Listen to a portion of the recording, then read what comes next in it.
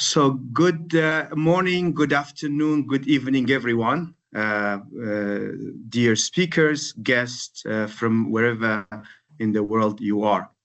سلااوڕێز هون بەخێر بن بۆ سنتەرە ئاشتی و ئاسایشە مرۆیە زانکۆیی ئەمریکا کوردستانە. It's my pleasure to welcome you today for this webinar by the CPHS. The Center for Peace and Human Security at the American University of Kurdistan serves as a platform for research, dialogue, and policy engagement on critical issues facing Kurdistan region, Iraq, and the broader Middle East.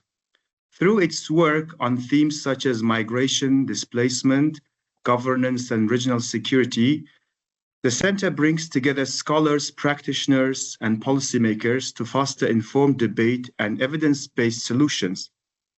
Initiatives such as this seminar and our ongoing lecture series reflect the CPHS commitment to advancing human security and strengthening resilience and promoting constructive dialogue in times of uncertainty, risk, and transformation.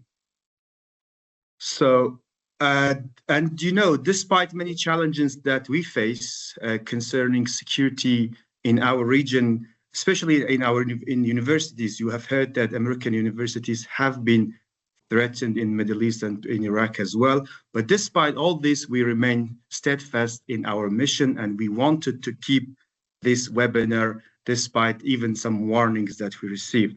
But because our work continues and our commitment endures, and actually we will persist, maybe more firmly and more responsibly from now.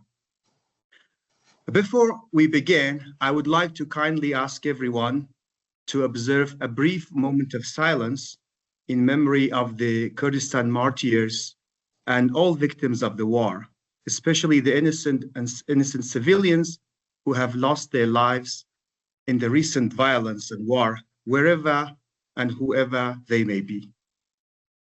Let's go for a moment of silence, please.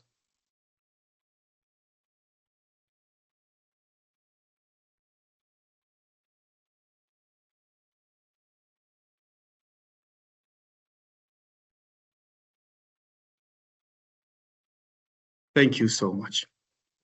Our discussion today, titled Middle East on the Edge of Change, Where Do Kurds Stand? This discussion comes at a moment of profound uncertainty and transformation across the region. You all know that the aftermath of the October 7th event and continuous development since that time, and the recent war between Iran, Israel, and the United States, escalating tensions in Israel as well, in the United States, and also the broader reconfiguration of regional and global dynamics of war are shaping a new Middle East in a way that remain deeply fluid and in many aspects unpredictable and uncertain and also risky and dangerous as well. At the same time, the reason that we focused on the second part of this title, Where Do Kurds Stand, is because it's important to recognize that while Kurdistan and Kurdistan region particularly is not party of this war at all, this war has repeatedly declared its neutrality. It has nonetheless been directed to the consequences of the war.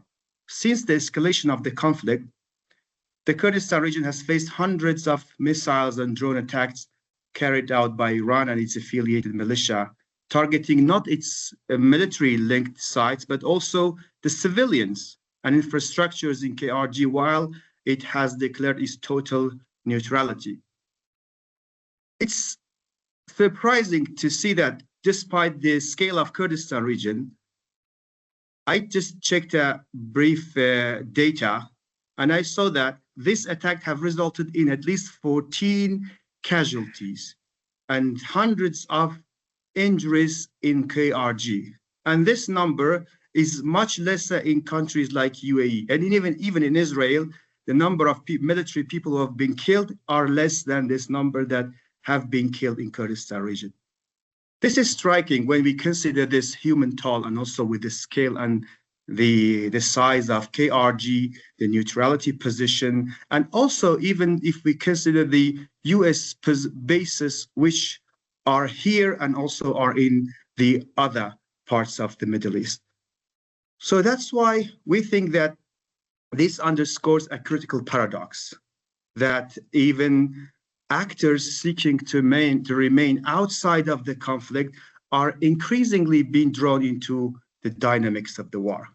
And this raises concerns and questions about the sovereignty of Iraq and also the sovereignty of Kurdistan region, as well as a non-state actor or autonomous actor. Within this broader context, the position of even Kurds in other parts of Kurdistan are also important. So this conflict has brought this question that the Kurdish question is not only in Iraq or in Kurdistan region or in Syria, but also across different parts of the Middle East. And that's why the Kurds have become the central part of these questions. Although, again, they have declared neutrality and they have mentioned that they are not part of this war, but they have been affected mostly. So we can say that Kurdish actors are navigating a rapid geopolitical shift in the region. And this one can simultaneously present new constraints and risk, and also maybe moments of opportunity for Kurds as well.